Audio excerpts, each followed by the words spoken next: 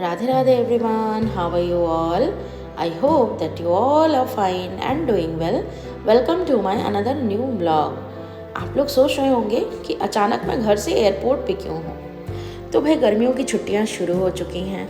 ऐसे में हम जा रहे हैं महाकाल, भोलेनाथ की नगरी, उज्जैन नगरी, महाकाल के दर्शन को। एक्चुअली हम यूं ही नहीं जा रहे हैं, हर साल हम जाते हैं। आप सबको पता होगा कि हम लोग एक ऑर्गेनाइजेशन के साथ जुड़े हुए हैं। तो ये ऑर्गेनाइजेशन हर साल गर्मियों के समय में जब छुट्टियां होती है बच्चों की, ताकि सभी लोग आसानी से जा सकें, तो ऐसे में मेडिटेशन कैंप अरेंज करती है। तो उसी मेडिटेशन कैंप में हम लोग जा रहे थे। ये मेडिटेशन कैंप साल में ऐसे तो और बार भी होता है, लेकिन समर सीज़न में हर साल एक बार होता ही है, जो इंडिया में किसी भी टूरिस्ट प्लेस में होता है। ज़्यादातर वो तीर्थ स्थान होते हैं। तो इस बार ये एमपी में हो रही थी, महाकाल की नगरी पे। तो हम लोग जा रहे थे, बट हमारे यहाँ से जो ट्रेन है वो साप्ताहिक ट्रेन है, हफ्ते में एक ही दिन रहती है। उसमें टिकट्स मिलना बहुत मुश्किल होता है। तो हमारा टिकट भी कंफर्म नहीं हुआ था, ना आने का ना जाने का। इस वजह से हम लोग फ़्लाइट से जा रहे थे। बट ये फ़्लाइट की जर्नी भी हमारी एक फ़्लाइट नहीं थी, 2 फ्लाइट थी, क्योंकि डायरेक्ट फ़्लाइट अवेलेबल नहीं था इस टाइम। और अगर था भी तो बहुत ज़्यादा हाई कॉस्ट था, जो कि बेयर करना पॉसिबल नहीं था। तो हम लोग ब्रेक जर्नी में जा रहे थे, वाया फ़्लाइट थी हमारी। फ़्लाइट में एंटर करने के बाद ही 2 विंडो सीट्स हमने ले लिया, एक माँ ने, एक बेटे ने, मतलब एक दिव्य ने और एक मैंने। और हम लोग दोनों ही ऊपर से नीचे का व्यू एंजॉय कर रहे थे। फिर 1 घंटे 20 मिनट बाद हम उतर चुके थे हैदराबाद में। जी हाँ, हम लोग नॉर्थ से साउथ की तरफ चले गए थे।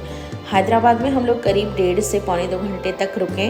वहाँ पर हमने थोड़ा बहुत कुछ लंच कर लिया, क्योंकि फ़्लाइट में जो मिला था वो बहुत ठंडा था, दिव्य को पसंद नहीं आया था। हम बड़े तो अरेंज कर लेते हैं, एडजस्ट कर लेते हैं, लेकिन छोटों का नहीं हो पाता है। फिर वहाँ रुकने के बाद वहाँ थोड़ा सा दिव्य को ने खाना भी खा लिया। फिर हम लोगों ने नेक्स्ट फ़्लाइट के लिए आगे का प्रोसीजर किया।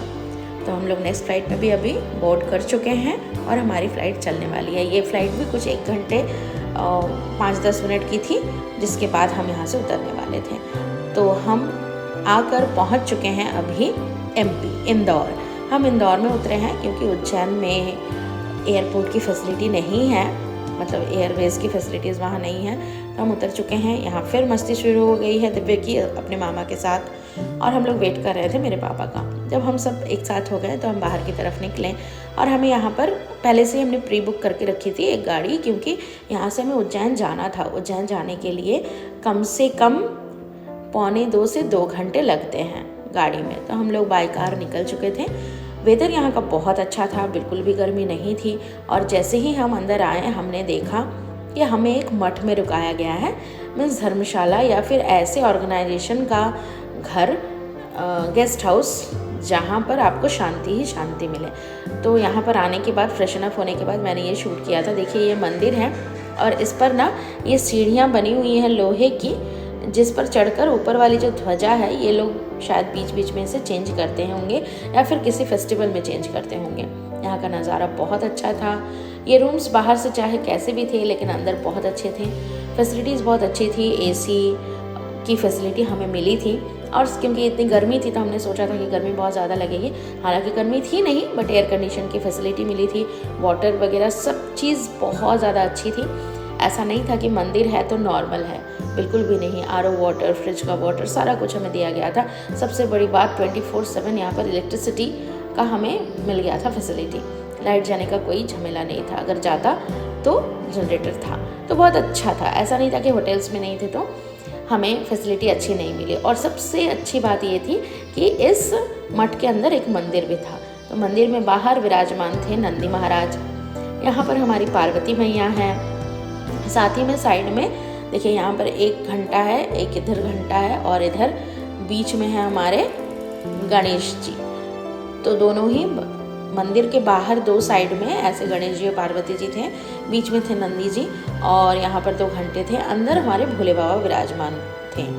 तो हमें तो यहाँ पहुँचकर बहुत अच्छा लगा। अभी आगे के ब्लॉग्स और भी आने वाले हैं, महाकालेश्वर मंदिर के दर्शन वगैरह, और भी जो हमने दर्शन किए हैं वो सारा कुछ।